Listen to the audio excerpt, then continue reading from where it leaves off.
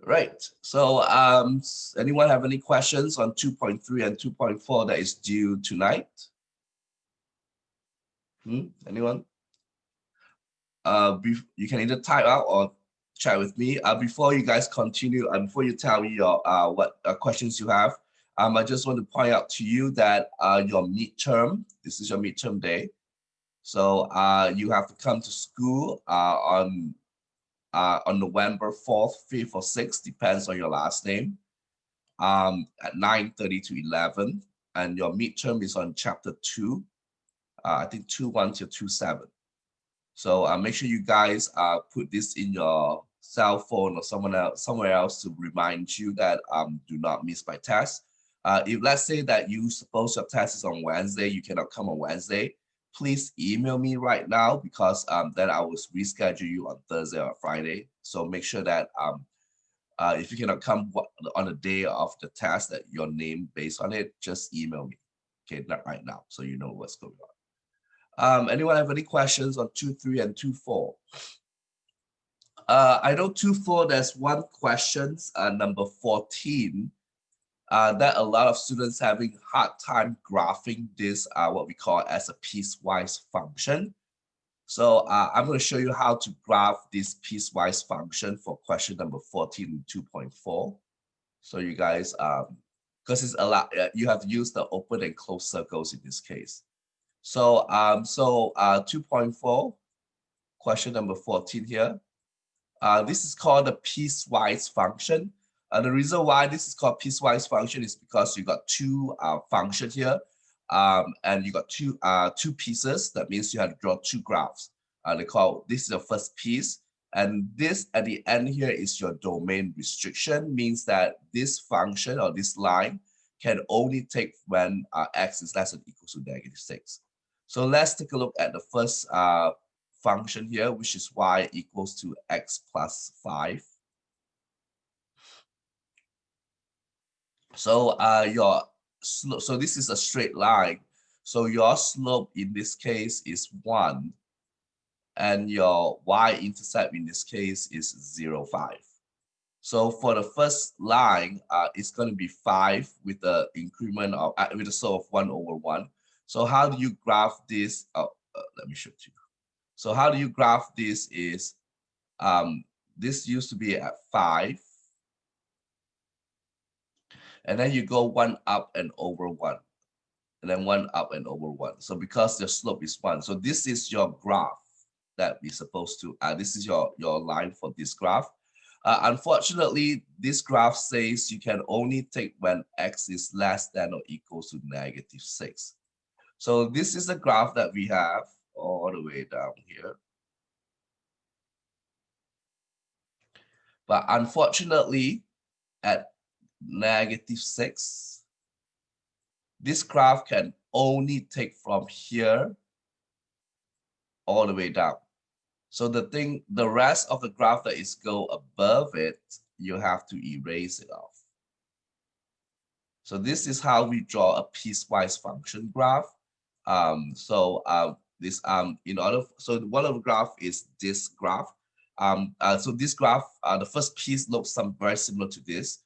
So we need to figure out what are the coordinates on this. And as you know that you need 2 coordinates point. So in order for us to figure out what coordinates, you just plug in any number that is less than or equal to -6. And the first number I'm going to plug in here is going to be a -6. So when I plug -6 in here, so I will get -6 plus 5. So you will get -1. So this coordinates should be at -6, -1. And why this is going to be a closed circle? The reason why this is a closed circle is because it has an equal to symbol. So we have to use a closed circle in this case. As you know that in order for you to graph this line, you need 2 points. So you need to use any number that is less than or equal to -6. So I'm going to use -7. So I'm going to plug -7 back into this equation. And I will get -2. So the second point that I will use here is -7 and -2. So how do we graph So we got one piece. So how do you graph it on here? Is now you do not use the 2 arrow symbol, you use the ray symbol. This is a symbol that we will use. So make sure you select the ray symbol. And the first coordinates we have is a -6, -1. So -6, -1. So this is the first symbol, first coordinates. And then the next coordinates is at -7 and -2. So it's right here.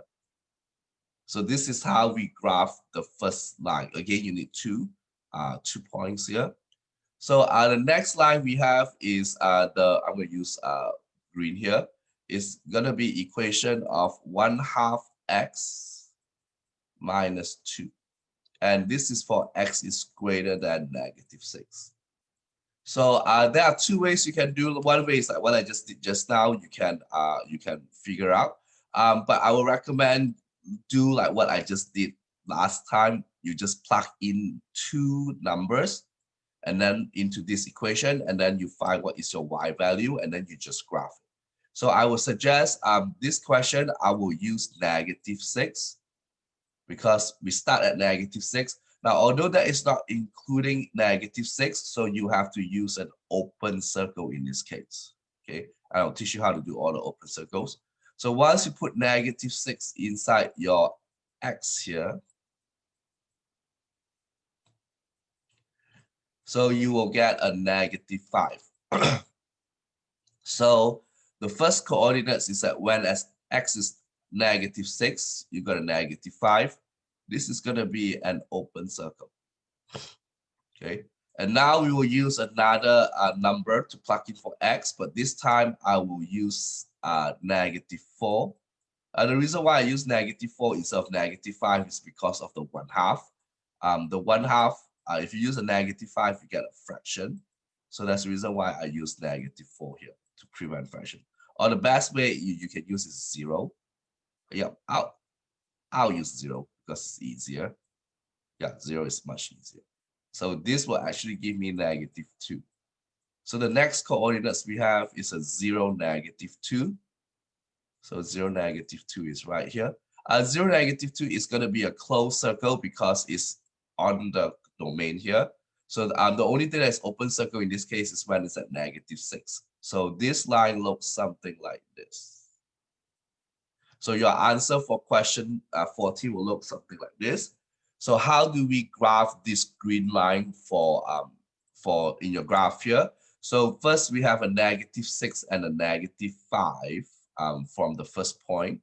So now you also have to select another ray, and now it's a -6 to -5, which is right here. And the other one is a 0, -2 from the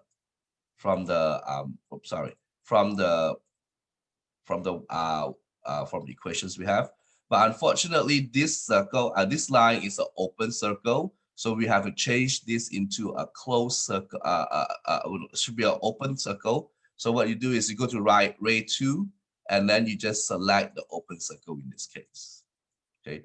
So let me repeat again. So you will you have to change this into an open circle. So how you change it is you go for ray. This is the second ray, and then you just select the open circle here. So this is how we get how we draw this graph. It's a bit more work than usually when you just draw it in a test or in so it's not as much work in the test. So because you can draw it. You guys all right here? Does anyone have any questions about the 2-4, 2-3? Anyone? Any questions you have? 2-3, 2-4? Anyone has any question for me? Anyone? How about the last question on 2 point? Not the last. This one, question 23. Do you guys know how to do this? You guys know how to do question 23? I know it's hard, so yeah, probably help out. Yep. What is n? Help, please. What is n, Kara? Can you tell me what's n? I know what's n here means. I'll do 23. Yes. Is that 23, Kara? No, need help. Okay, good. So, yep, we'll do 23. All right, this is 23. So, so the question here is asking us for the domain and range for the function of f. Now, again, domain is all your x values. So if you look at your x value here, it starts at this number and it ends at, I think it's at around this number. It's -4 and 5, I think. Yep, so it starts at -4 and it ends at 5. So that's what you need to know for a domain, your x value, where it starts and where it ends. Because of that, it's a closed circle here, so it has to be a bracket. And because the end part is an open circle, you have to use a parenthesis. So your domain in this case will be -4 till 5. So it'll be -4 till 5. Make sure you understand one of them is open, one of them is parenthesis because of the open closed circle here, and one is an open circle, it has a parenthesis on it. One is brackets, one parenthesis. All right, next is range. So in order for you to do range, range is the y value. So if you look at your y value here, you find out that this fellow touched at right here. So this y value is at 0. So this is where the range, in this case, the smallest one is at 0. And the highest one it goes is all the way up till 9. So your range in this case is 0 to 9. 0, and now we figure are they included or not, bracket or parenthesis. So since this 0 is touching the 0, so if you touch it means it is included. Included means we have to use a bracket. 9 in this case, we got two choices. Either you touch it, 9 right over here, so you include it, or you don't include it. So I will so if you have a such case where you have two choices, either you include or not include, which one has more priority in this case when you talk about this case is included. So you have to use the parenthesis one. So I just want to point out to you guys that when you have a range and you got two choices, either that included or not included, the included one is more priority in this case. So you're going to use that case. So your range in this case will be from 0 to 9. I'm typing here. 0 to 9. Let's see. Okay. Next, the question is asking us to find the zeros. Now, this one is very important. So if you do not know zeros, 0 in this case is actually your x-intercept. Okay, so 0 in this case is your x-intercept. We'll be using a lot of zeros in chapter 3 and chapter 4. So make sure you guys know that what is the meaning of 0 in this case is always an x-intercept. So where is your x-intercept in this case? Your x-intercept in this case is right over here. This is where it touches your x-intercept. 3, 0. So you'll be not 3, 0. Oh yeah, sorry, it's correct. 3, 0. You're fine. Right. Sorry about that. So it's 3, 0. This one already have parentheses on it, so you do not need to put extra parentheses. So this is how we so make sure you guys understand 0 means x-intercept. Next is talking about increasing, decreasing, and constant. Okay. So when you talk about increasing, decreasing, and constant, you always use parentheses on it. And we always do the x value, the domain of it. Okay, so when you guys do the increasing, the decreasing, and the constant piece, you have to use the domain, the x values, and you have to use parentheses, and you have to put the minimum, the smallest one, and then the maximums. Now, when you look at this graph looks something like this. Okay, so this is an increasing because it goes up. So increasing means when your function is increasing, when x goes up. This, if you go down, this is decreasing, and then this is increasing. So we know that there is no constant in this case. So we have increasing and decreasing. So in order for us to do the increasing piece, we've got two. So it's from here to here. So that means it's from this end to this end, and you're looking for your X value. So for the increasing piece is from -4 till 0. So this is for this piece. Now we need to figure out this piece. This one is this one over there, the very over here. So it will be start from 3 and then it goes to 5. So this will start from 3 to 5, and you have to put a union right next to it. So this is the increasing function for this graph because you got 2 of them.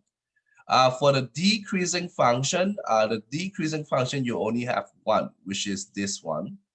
So that means it's from here to here.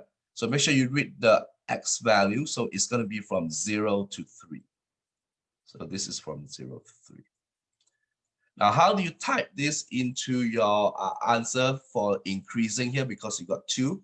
So it will be from -4, 0, and then union. Now, a lot of students use the capital U, and then union, and then 3 to 5. 3 to 5. This is that they will mark you wrong in this case. So the reason why they mark you wrong is because you cannot use a capital U here. It's a union. So what you do is you have to go under relation of symbols. Let me see, where is that function? Set. Yeah, you have to go to set, and you see this little U symbol, union. So this is a symbol you will use in this case. So please do not use a capital U. So if you use a capital U here, they will mark you wrong in this case. Okay. And the decreasing function is from 0 to 3. So this is from 0 to 3. And then constant is D and E. Doesn't have it because it's all doesn't. What is a constant function? A constant function means it's a flat line. So if you have any flat line on the graph, that's a constant function. So that is your increasing, decreasing, and constant. So this is part C. Now for part D, relative minimum and relative maximum. Relative minimum means it's a turning. So when you hear the word relative minimum and relative maximum, it's a turning point. Turning point means you can be going upward turning point like this, or turning point like that. So if you have a turning point like this is called the relative maximum because it's at the top part. And this is called a relative minimum. So in this case, we have a turning point over here and a turning point right over down here. So this turning point is what we call as a relative maximum because it's on the top. And the coordinates for this case is going to be 9, 0. 0, 9, sorry, 0, 9. Because your X is 0, your Y. So your relative maximum in this case is 0, 9. This will be your relative minimum. So it's going to be 3, 0. And the last thing we're going to do is even, odd, or neither. So if you want to figure out are they even, even means that it has to be symmetrical with the y-axis. Okay. So if you have any even function, it has to be symmetrical with the y-axis. For example, it's a parabola. So if we have a parabola, this parabola is going to be an even function because it's symmetrical to the y-axis. What I mean by symmetrical means that if you fold this graph on the y-axis, they will coincide. So that means that will be even function. Odd function in this case means that it is symmetrical to the origin. What is the meaning of the symmetrical to the origin in this case is if you have like a cubic function. So this is a cubic function. Origin means it's at the point 0, 0. So what is happening when you have an origin is if you do a reflection on the X and the Y axis, you will get back the same point. So what happens if you reflect this on the X axis, your graph will look something like this. So this graph will go sideways like this, and then this graph will go. So this is what happens when you reflect this graph on the x-axis. And then finally, you have to reflect this on the y-axis. So if you take this brown graph and reflect on the y-axis, you end up getting the same blue graph that you have early on. So this is the meaning of the odd function in this case. Okay. Unfortunately, for this graph, it is not even. Why this is not even is because if you fold this on the y-axis, you notice that they do not look the same at all. Okay. In order to look the same, they have to be looked like this. Then it will be symmetrical on the y-axis. Okay. If you look at it, it's not going to be an odd function because there's no way, because if you have an odd function, it has to be a negative one. So this is actually is neither. Okay. So so this is how we do this question number 23 for 2.3 here. So make sure you guys understand how to do this because it's very important. Because I will ask you the test in the midterm. Okay. Anyone have any questions beside this one? Anyone have any questions for me? Anyone? Questions? Before I continue with 2.5 and 2.6. Questions? No? If you have questions, let me know and then we will talk about it. So 2.5 and 2.6 will be due on next Tuesday. So we will talk about 2.5 first and then after 2.6 if you have time. So so transformation of a graph. So this is a little bit tough on this one. So something that I need to teach you guys because it's very important. Okay. And class, this section 2.5, when we talk about transformation, this will be used throughout the whole semester for this class. So so make sure you guys know this. And if you guys need help, you need to do a one-on-one Zoom with me because this is the transformation is the most important piece that we have in this case. Okay? And a lot of students struggle with this. Before we continue with transformation, make sure you know your basic graph, or we call it as a parent function that you guys did in 2.4. So in 2.4, you guys did what we call as a parent function here. So the parent function start out with, we're going to do a few easy one. One is called x squared. So this one, I think you guys know what graph is this. So this is a parabola that goes through the origin, right? So this is called a parabola. Next, we have cube. This is the one we just draw just now on the odd function. So cube will look something like this. I'm going to erase this a bit because this one doesn't go in here. This one will go towards outside. So what I'll tell you here is this graph will go left to the negative infinity eventually, and this graph will go right to the positive eventually. And this graph will be look something a little bit crooked like that. So this is what we call as a cubic function. And also what you've noticed that all these graphs have an origin as a point, means that they cross over origin in this case. The next one we have is square root. So for a square root graph, it looks something like this. This is what you guys all learned in 2.4 here. So this is a square root graph. I need to redraw it because it doesn't look nice. So it looks something like that. There you go. Okay. So your square root of x only in quadrant 1. So it doesn't have quadrant 2, 3, and 4. And it's always increasing. So make sure you guys know how to draw. This is all the basic graph here. So if you do not know your basic graph, you are pretty done for this chapter here, for this next two sections here, because you need to know all this. I know the cube root of x is not there, but I will draw it up for you guys. Cube root of x is actually the opposite of x cubed. So you go like that. So this is a cube root of x. And you notice that every single graph I drawn here has an origin. They cross through the origin in this case. Okay. And then we have the absolute value. So absolute value is a V shape. And it also cross at the origin. And the last one that we have is a step function. This step function, we'll be using it a lot in your calculus. So if you're taking calculus class in the future, you will see the step function quite a lot. Okay, it's a double brackets like this. So this step function will look something like this. So it starts from 0, it has an open circle, and then you have a closed circle, and then open circle at 0. And that 1 is doing like that. And then 1 is open, 1 is closed, and then 1 is open, 1 is closed. So this is at 1, 2, and 3.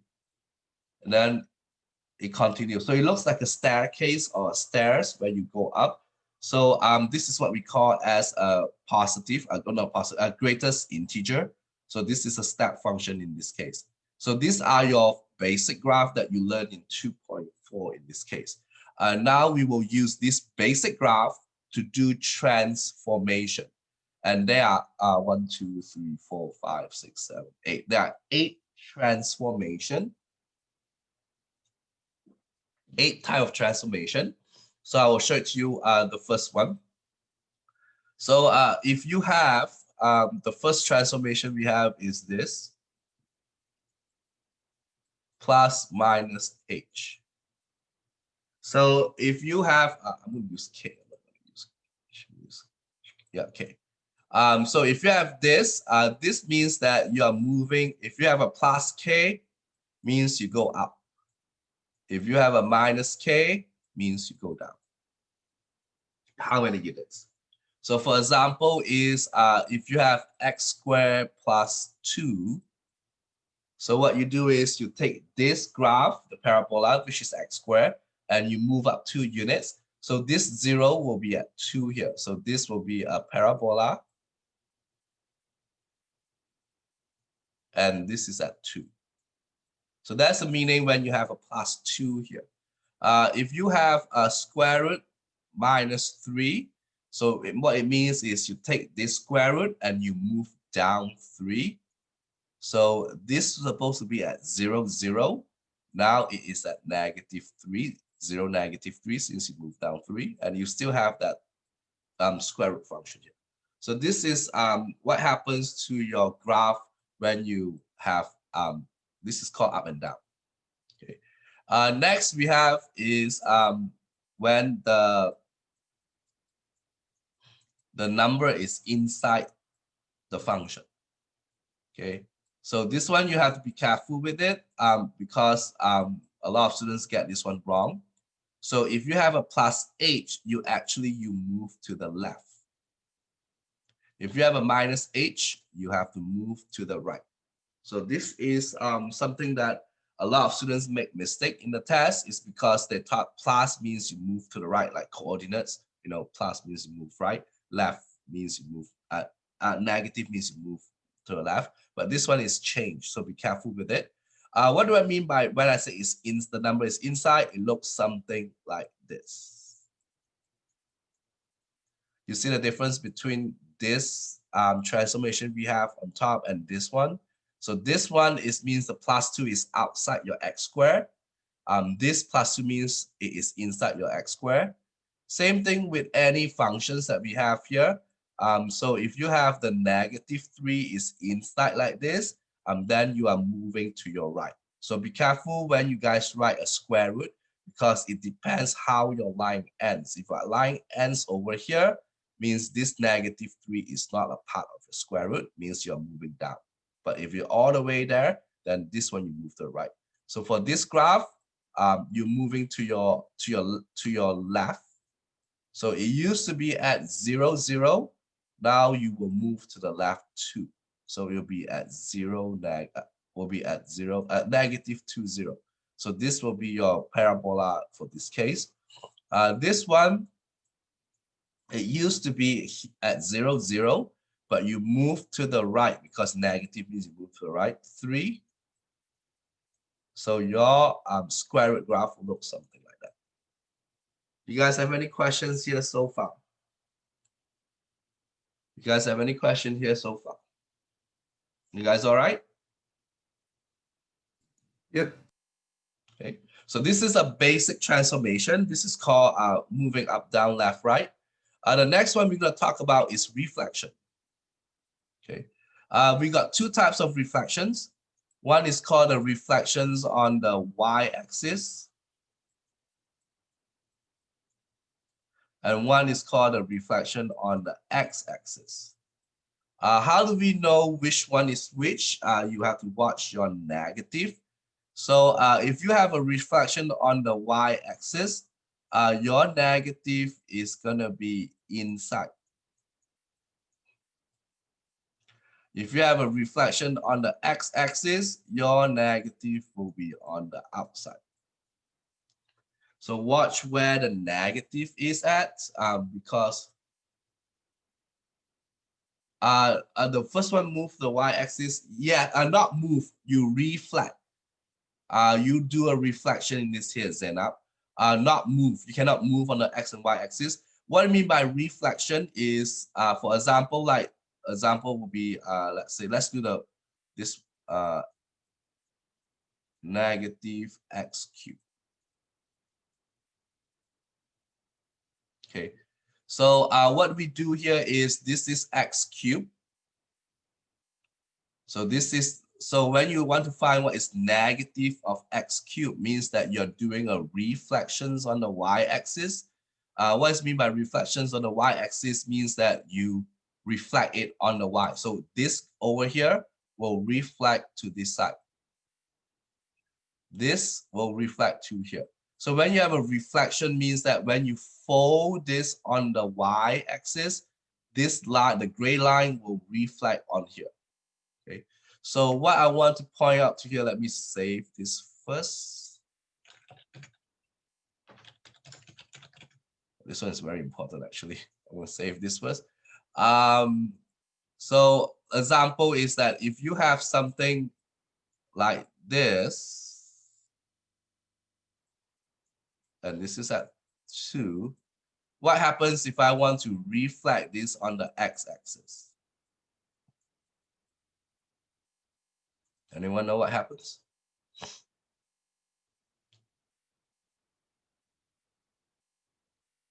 Anyone? What happens if I have this? Where is this 2 will be at if you reflect this on the x-axis? It'll be on the left, right? No. So reflect, this is the x-axis here, so it will go down. So this is where your reflections will look like. Oh, so it goes down to -2 and then oh yeah, downward instead. Yep. Okay. So what happens when you have a reflection of x, this is x, not the y, the x-axis is, if you have any coordinate, let's say this is coordinate of 0, 2, you find out that your reflection here will be 0, -2. So your y value will change from positive to negative. Okay, let's say you have another point here is 3, 5, example. Then this point will reflect to this. You're still gonna get 3, but the 5 is gonna be negative. So this is the reflections on the x-axis. Okay, so that means that if you have a up, it will go down. If you have down, it will go up. Okay. What happens when you have a reflections on the y-axis? It's sideways. So if you have this, x, y-axis. So if you have this is the square root function. So what happens when you reflect this on the y-axis? Is that going to be looks like the green one, the orange one, or the red one? So which one is it if you take this graph and reflect on the y-axis? Is that green? Is that, yeah, orange? Or is that red? Anyone? Yep, it will be the green one. So this is the correct one. So if you reflect this on the y-axis, you'll be the green. 1. So what happens to the coordinates? Let's say you have a point here is called 2, 4, 4, 2, so 4, 2. So what happens to this point 4, 2? It will be reflect over here. It will become negative 4, 2. So when you reflect this on the y-axis, your x value changed from positive to negative or negative to positive, but your y value remains the same. Okay. If you want to reflect on the x-axis using this, then you will get yourself the red graph. So the green graph is reflect on the y, the red one is reflect on the x, the orange one is where you reflect on the origin. Well, what is origin means? Origin means both x and y axis. So if you have a if you want to reflect on the origin means you do both. So you do the y first, and then after that the x, or the x first, then the y. So you still get the orange one. Usually we don't do the origin one. So either we do the y or the x, we don't do both. Okay. So for example, is we know this is a square root of x, right? Can someone tell me what is the equation of the green one? Anyone know what is the equation of this green one? This is square root of x because it's the original square root. So what is this one? If you know this is a reflections on the y-axis, where do we put the negative? In or outside?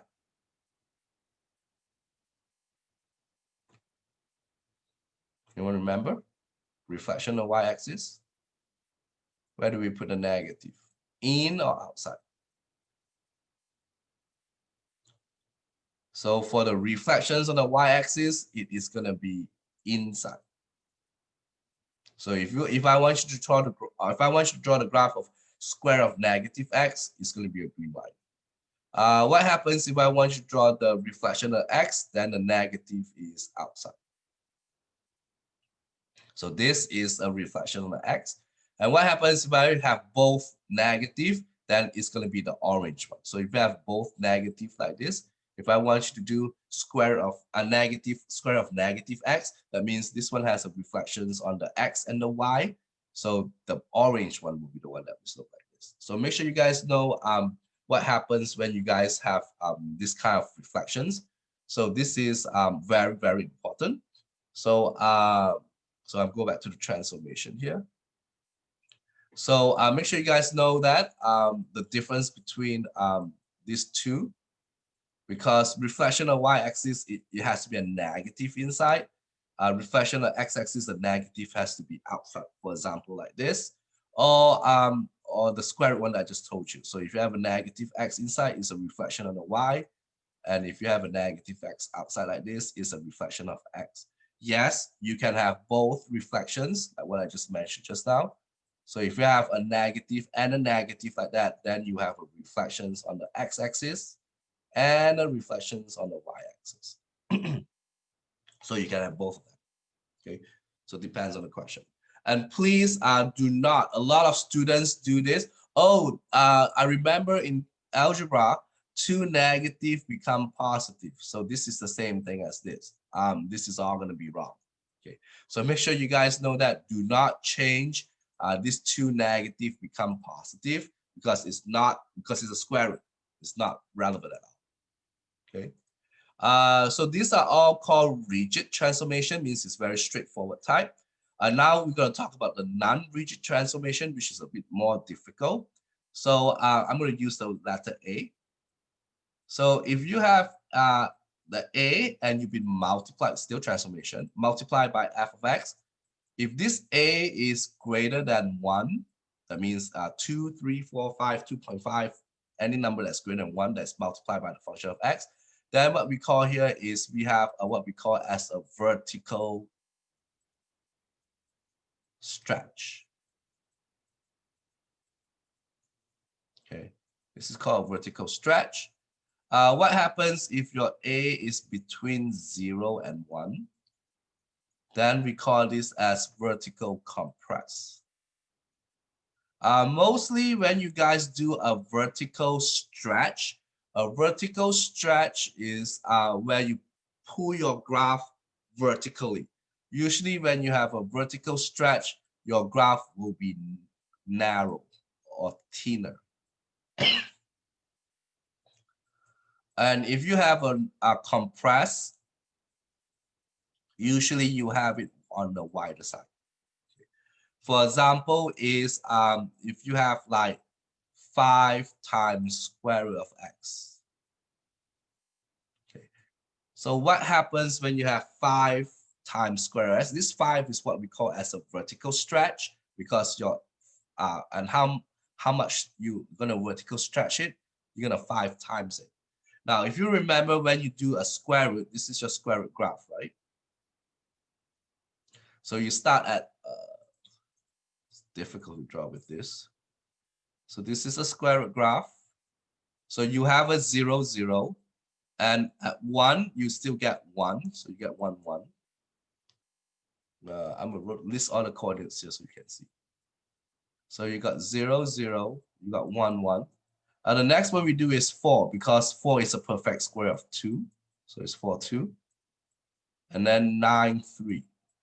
So these are the coordinates for this square of x.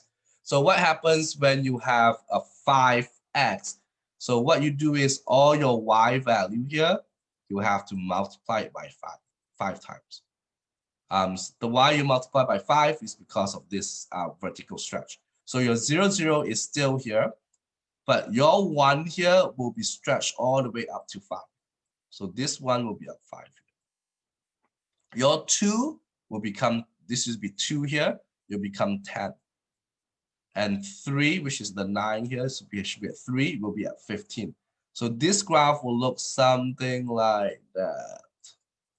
So this is what we call a vertical stretch, because 5 times, so all your y values will be multiplied by 5. To be a vertical compress, then you put the number is between 0 and 1, so it's 1/5.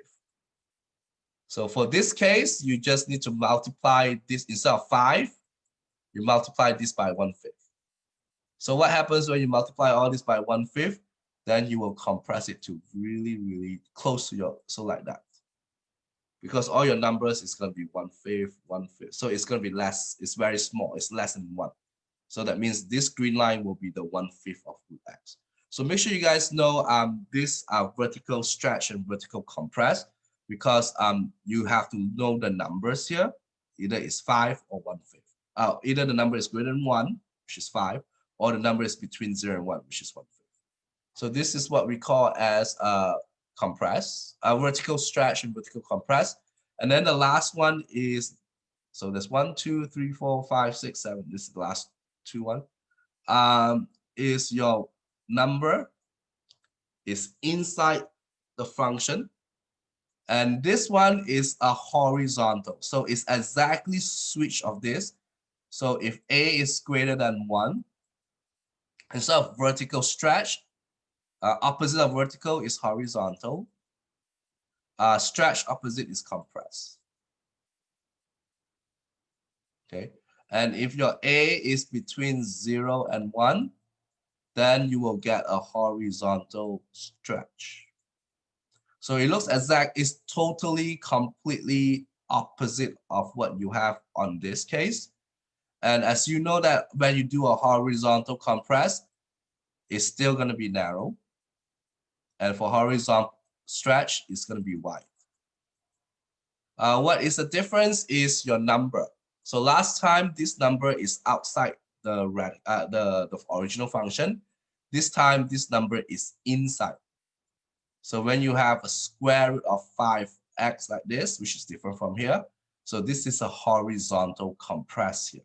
And if you have a square root of 1/5x, it's a horizontal stretch. So what happens to your last time when we do a vertical, you take all your x value, a y value, and you multiply by 5 or multiply by 1/5. But what happens when you have a horizontal compress now is your x value is the one that you have to do.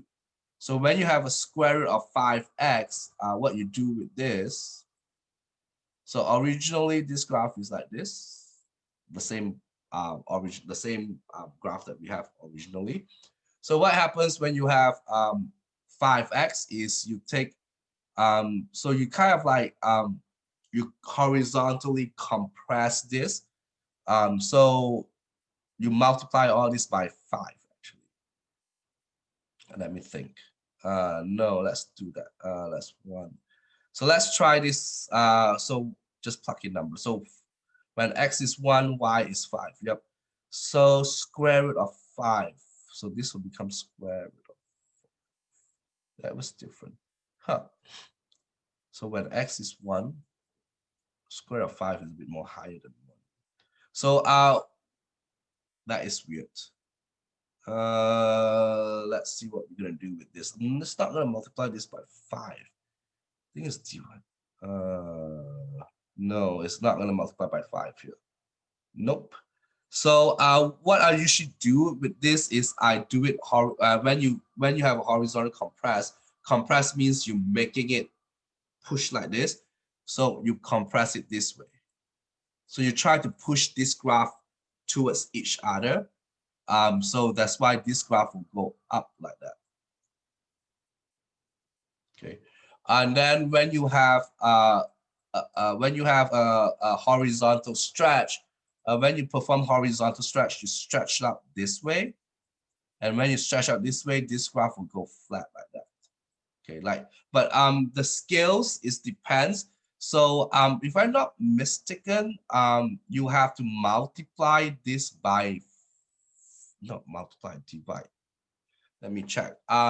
So I think it's going to be divide. So that always, I'm going to check first before I do this, because horizontal is always a difficult one to do. So the stretch and compress. So let's see what we have in that case. So while we wait for this book to show up, I think it's you're going to multiply it. Let me check. Is your book has it? So don't worry about it. I'm going to check. This is called a non-rigid transformation. Nope, this is done non-rigid. Horizontal stretch, horizontal shrink. There you go.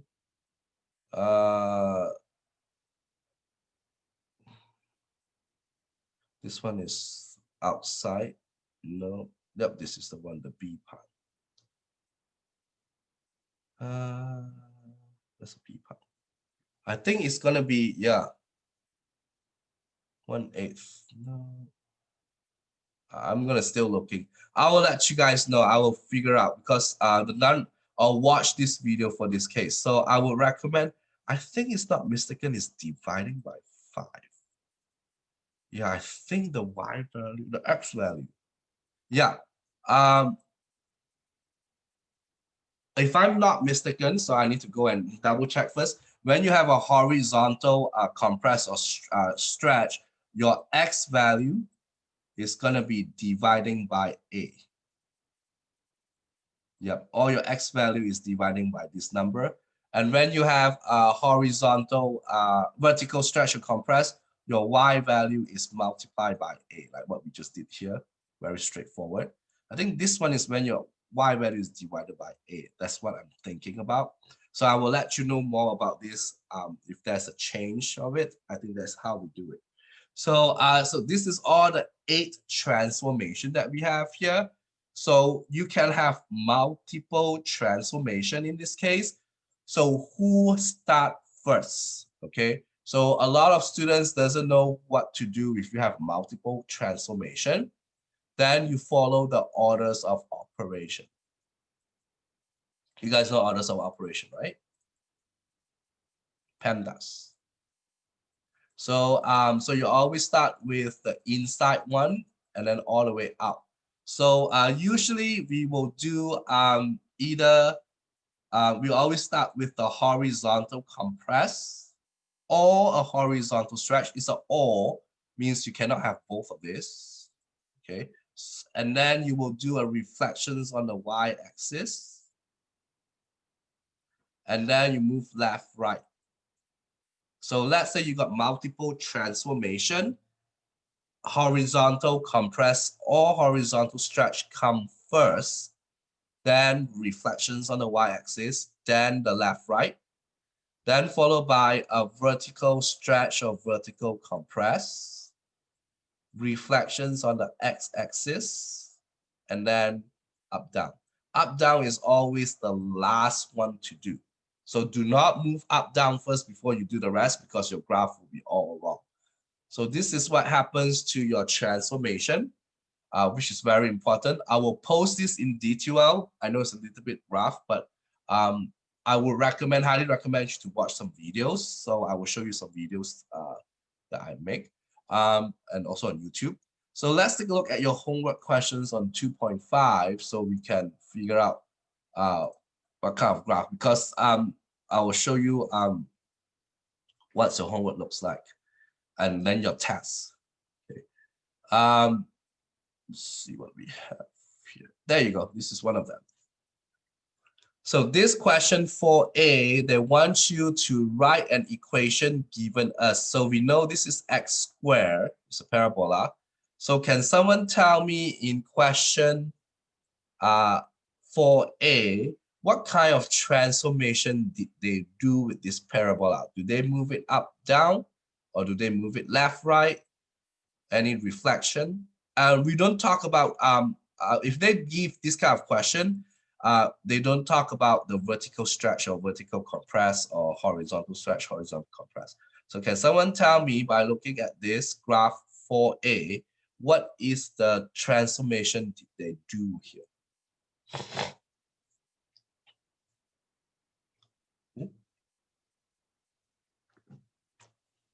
Did they move up, down, left, right? Reflections.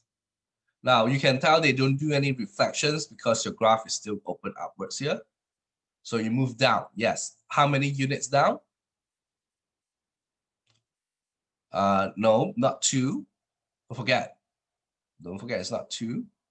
Yep, you move down 1. So so your equation looks something like this, but it is moving up 2. Don't forget this is plus 2. So what is your answer in this case? Can someone tell me what's the answer for this case? X squared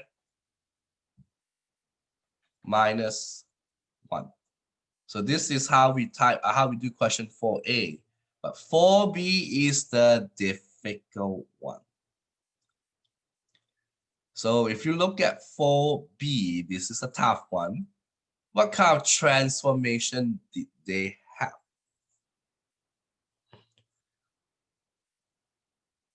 I can tell you they have 3 transformation.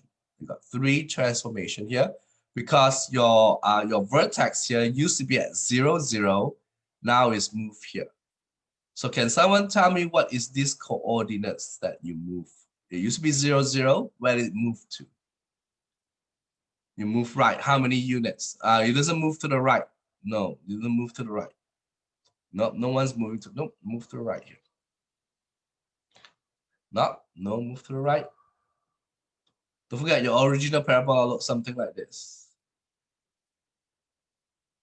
This is your vertex. This is very important point. The turning point is the important point.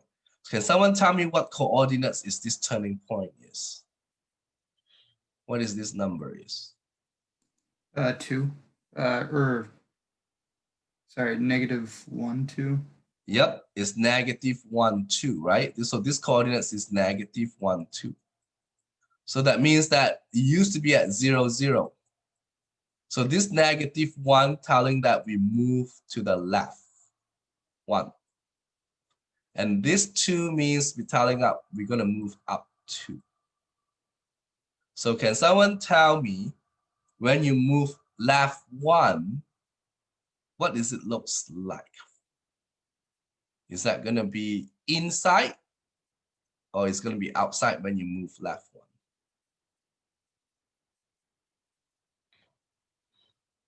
Remember last time left 1? Is that plus or minus? This is the one that you move left 1. So is that plus or minus? Inside, right? I'm sorry? It'll be inside, right? It's inside. Yes, it's inside. So should we +1 or -1? -1. Don't forget, minus means you move where? Oh, minus means move right.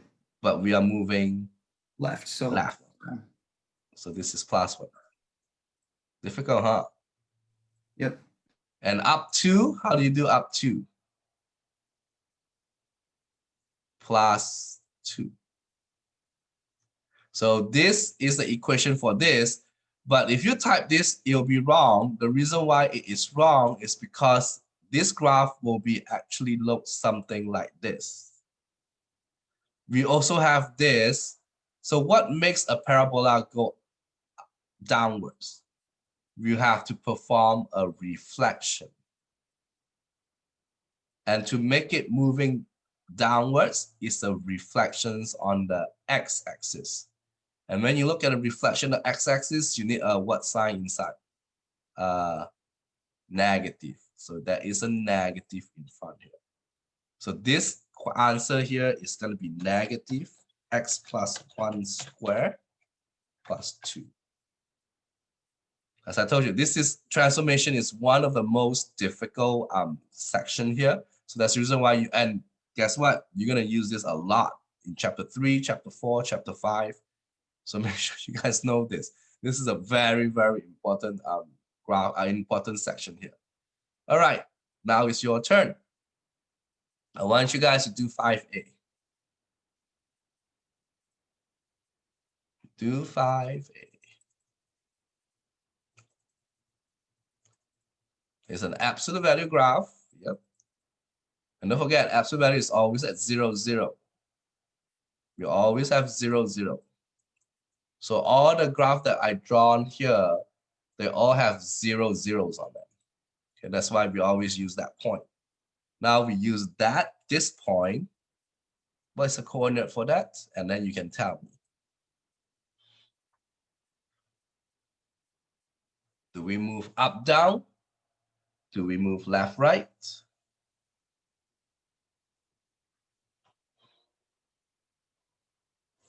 Anyone? This is tough. This section is very difficult, actually. 25A.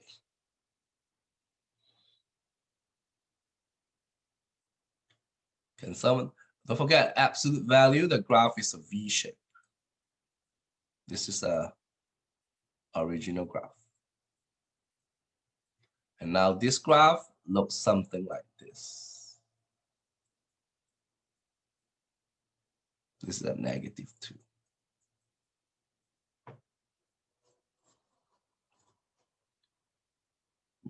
Eric is correct, partially. Still have one more. There are 2 transformations here.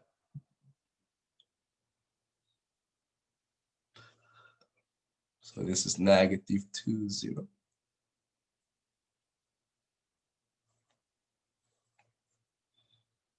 So can someone tell me beside Eric, what do we do here? Do we move up, down, or do we do left, right?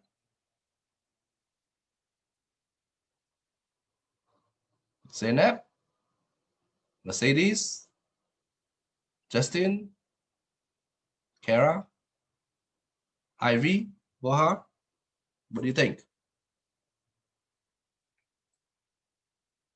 No, it's not up. This graph doesn't go up. If it's go up, you go on the y-axis. Doesn't go up. If you go up, it looks something like that. Again, Zainab, make sure you know where is your right, where is your left. Make sure you know where is your right, where is your left. Right is this way. Left is this way. Doesn't think so, it's moved to the right.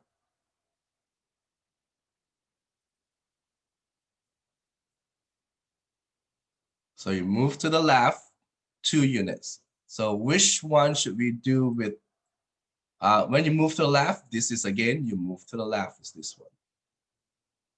So yep, it's +2, yep. So x plus 2. But if you do this, this graph is actually this V shape.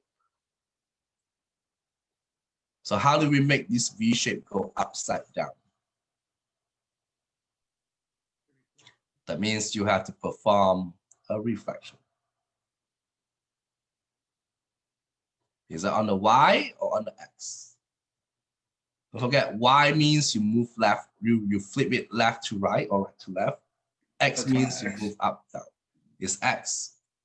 So that means you have to put a negative in front of it. Mm-hmm. So your answer in this case will be negative absolute value of X plus 2. Do you guys know where is the absolute value? But absolute value symbol, right? It's right above the enter sign. So you have to use the shift button for that. Okay, so if you look at your keyboard, right above your enter on the very side, you have to use shift, that little line that you see, that's absolute value. All right, difficult? Pretty. Not the easiest. I didn't say this is easier than, now I want you guys to do B. This is tough. I didn't say it's easy. And you just this is only question 5. If you go down there, it's more difficult. So it used to be at 0, 0. Again, I'm going to draw the graph of absolute value.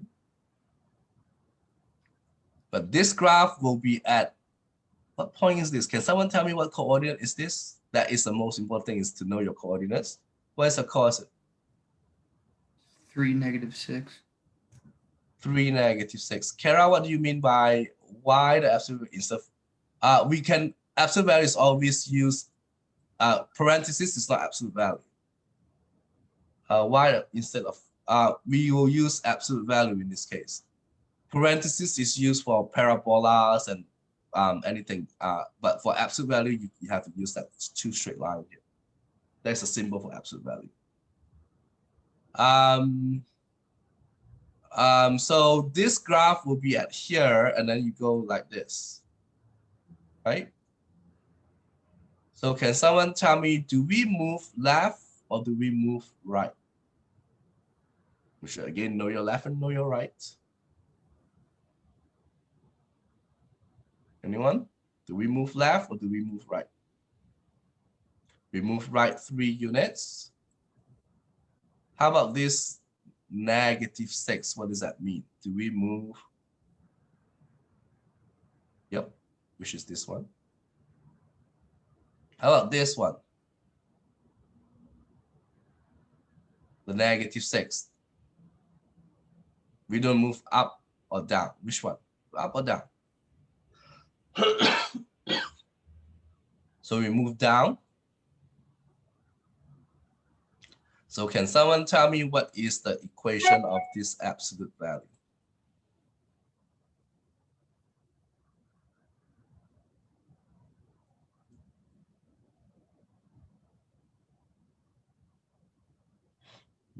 Anyone?